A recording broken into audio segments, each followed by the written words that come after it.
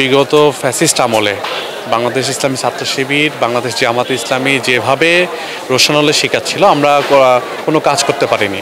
আসলে পরিচয় দেওয়াই মানেই ছিল আমাদের হলো একটা মৃত্যুকূপ।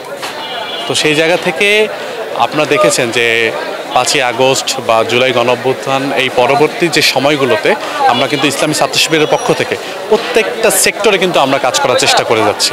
আপনার ছাত্রবান্ধব যে কাজগুলো, সেই কাজগুলো কিন্তু আমরা করছি। একটা ইসলামী ছাত্র সংগঠন হিসেবে আমরা জাতীয় রাজনীতির প্রত্যেকটা সেক্টরে হয়তো আমরা এখনই অবদান রাখতে পারবো না, কিন্তু ছাত্র সংশ্লিষ্ট ছাত্রদের প্রয়োজন ক্যাম্পাসগুলো থেকে শুরু করে স্কুল পর্যায়ে, কলেজ, মাদ্রাসা, প্রত্যেকটা সেক্টরে ছাত্রদের যে দাবি, তাদের যে গণ আন্দোলন, প্রত্যেকটা যে চাহিদা, যে অধিকার, সেই জায়গাগুলোতে কিন্তু আমাদের কাজ চলমান রয়েছে। প্রত্যেকটা জায়গায় যেখানে বৈষম্য রয়েছে, আমরা অবশ্যই সকল বৈষম্যের বিরুদ্ধে আমাদের অবস্থান।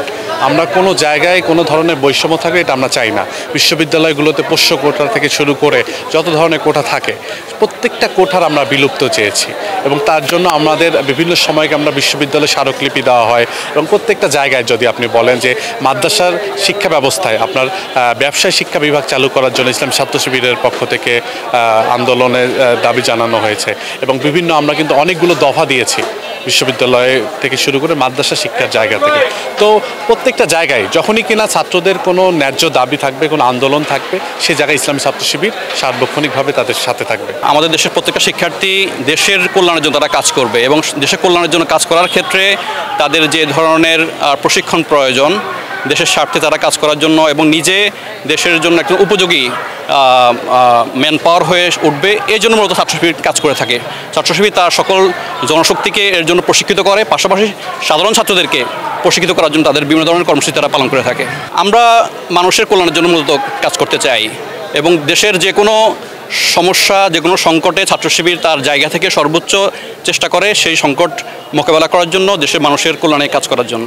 ছাত্র শিবিরের যত কর্মসূচি আছে, আপনি যদি কর্মসূচিগুলোকে বিবেচনা করেন তখন দেখবেন যে শিক্ষার্থীদেরকে সার্ভ করার জন্য মূলত ছাত্র শিবিরের কর্মসূচি। রাজনীতি এটা ছাত্র শিবিরের কর্মসূচির 1% বলতে পারেন। তো ইতিমধ্যে আপনারা ক্যাম্পাসগুলোতে দেখছেন যে ক্যাম্পাসের শিক্ষার্থী বান্ধব যে কর্মসূচিগুলো, হেল্প ডেস্ক, বিভিন্ন ধরনের উৎসব, শিক্ষা বান্ধব শিক্ষা কার্যক্রমের সহযোগিতা, এই ধরনের অনেক নানামুখী কার্যক্রম আছে। তো সাম্প্রতিক এই কর্মসূচিগুলোকে আপনারা অ্যানালিসিস করলে দেখবেন যে শিক্ষার্থীদেরকে ফ্যাসিলিটেট করতে পারে এমন কর্মসূচিগুলো কিন্তু আমরা গ্রহণ করে থাকি। তো সেই জায়গা থেকে আমরা মনে করি যে ইতিমধ্যে ছাত্র সমাজের কাছে শিবির গ্রহণযোগ্যতা অর্জন করেছে এবং আস্থার প্রতীকে পরিণত হয়েছে। এখানে ব্যাপার হলো হতদরিদ্র স্টুডেন্ট যারা পড়াশোনা করতে পারে না টাকার অভাবে, তাদের জন্য আমাদের স্টাইপেন্ড সবসময় চালু আছে। একটা হলো ফর্মাল, যে আমরা ঘোষণা দিয়ে একটা স্টাইপেন্ড চালু করলাম, এটা হলো ফর্মাল। আর ইনফর্মালি কোনো স্টুডেন্ট যদি কখনো মনে করে যে সে টাকার অভাবে পড়তে পারছে না, ভর্তি হতে পারছে না, শিবিরের যে কোনো স্তরের দায়িত্বশীলের সাথে যদি যোগাযোগ করে, ছাত্র শিবির তার জায়গা থেকে তাকে সর্বোচ্চ সহযোগিতা করবেন। আমাদের ভিশনের মধ্যে আছে সমৃদ্ধ বাংলাদেশ গড়ার লক্ষ্যে সদক্ষ দেশপ্রেমিক নাগরিক তৈরি। আলটিমেট ছাত্র শিবির তো সরাসরি রাজনীতিতে অংশগ্রহণ করে না, কিন্তু রাজনীতি যারা নিয়ন্ত্রণ করবে আগামী দিনে, এই সকল মানুষগুলোকে সৎ হিসাবে তৈরি করা ছাত্র শিবিরের মূল প্রতিপাদ্য বিষয়। সেই বিষয়টাকে সামনে নিয়েই কিন্তু ছাত্র শিবির তার কর্মসূচি সাজিয়েছে। তো এই জায়গা থেকে ছাত্র শিবিরের আগামী দিনে দেশ গড়ার জন্য যে কোর মানুষগুলো, সেই মানুষগুলোকে সৎ হিসেবে তৈরি করবে ইনশাআল্লাহ। জুলাই অভ্যুত্থানকে সামনে নিয়ে ছাত্র শিবির নানা রকম কাজ নিয়েছে। জুলাই অভ্যুত্থান আপনারা কিছু ইতিমধ্যে শুনতে পেয়েছেন, আমাদের সংবাদ সম্মেলনে কিছু কর্মসূচি ছাত্র শিবির ঘোষণা করেছে। পাশাপাশি শিক্ষার্থীদেরকে নিয়ে ছাত্র শিবির কিছুদিন আগে এইচএসসি পরীক্ষার্থীদের নিয়ে দোয়া অনুষ্ঠান করেছে। এইচএসসি পরীক্ষার্থীরা ইতিমধ্যে এইচএসসি পরীক্ষার্থীদের হলে হলে কেন্দ্রের মধ্যে যে পানি বিতরণ করতেছে। এরকম ছাত্রবান্ধব শিক্ষার্থীদের নিয়ে ছাত্র শিবির অনেক কাজ করতেছে, আপনারা মিডিয়াগুলোতে খেয়াল রাখলে পাবেন। মেধাবী যারা গরিব স্টুডেন্ট আছে তাদের জন্য আমাদের ছাত্র কল্যাণ ফান্ড আছে, সেখান থেকে আমরা তাদের থাকার খরচ থেকে শুরু করে আমরা যত প্রকার তাদের সমস্যাগুলো আছে এই সমস্যাগুলোর সমাধান করার চেষ্টা করি। ছাত্র শিবিরের কর্মসূচির ভিতরে একটা অন্যতম কর্মসূচি হচ্ছে ছাত্র সমস্যার সমাধান। তো আমাদের সেই ছাত্র সমস্যার সমাধানের একটা অন্যতম কর্মসূচি সেহেতু আমরা সেই কর্মসূচির আলোকে আমরা কাজ করে যাচ্ছি। আমাদের ছাত্র সংসদ আছে, বিভিন্ন প্রতিষ্ঠান ছাত্র সংসদের নির্বাচন আমরা ছাত্র শিবির করছে, যার কারণে আমরা ছাত্র বান্ধব কাজ করতে পারি।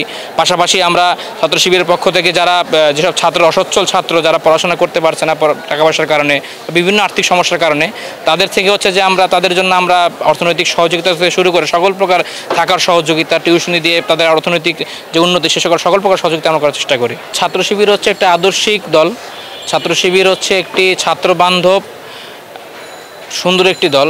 ছাত্র শিবির যদি দেখি ছাত্র শিবির বিগত সময়গুলোতে ছাত্র শিবির কখনো কোনো খারাপ বা কোনো সন্ত্রাস কর্মকাণ্ডে ছাত্র শিবির জড়ায় নেই, ছাত্র শিবির ভবিষ্যতেও জড়াবে না। কেননা ছাত্র শিবির চলে হচ্ছে কোরআন সুন্নাহর আলোকে, ছাত্র শিবির রাসূল সাল্লাল্লাহু আলাইহি ওয়াসাল্লাম আদর্শের ভিত্তিতে ছাত্র শিবির চলাচল করে। সুতরাং আমরা নিঃসন্দেহে বলতে পারি ছাত্র শিবির একটি আদর্শিক দল, যার জন্য ছাত্র শিবির কখনো কোনো সন্ত্রাসে জড়াবে না ইনশাআল্লাহ। দেশের মানুষের জন্য ছাত্র শিবির বরাবরই কাজ করে আসছে এবং সামনেও ছাত্র শিবির করবে ইনশাআল্লাহ। দেশের মানুষের জন্য ছাত্র শিবির বিগত দেশের যত প্রকার বড় বড় সমস্যাগুলো ছাত্র শিবির সবার আগে এগিয়ে গেছে। বন্যা পরিস্থিতিতে থেকে শুরু করে যত প্রকার সমস্যাগুলো হয় সকল ছাত্র শিবির সবার আগে এগিয়ে থাকে। সামনেও ছাত্র শিবির দেশের মানুষের যে কোনো সমস্যায়, যে কোনো পরিস্থিতিতে ছাত্র শিবির যে কোনো সময় দেশের মানুষের প্রয়োজনে, দেশের প্রয়োজনে, জনগণের প্রয়োজনে, দেশের প্রয়োজনে এই ছাত্র শিবির ইনশাআল্লাহ সবার সামনে থাকবে ইনশাআল্লাহ।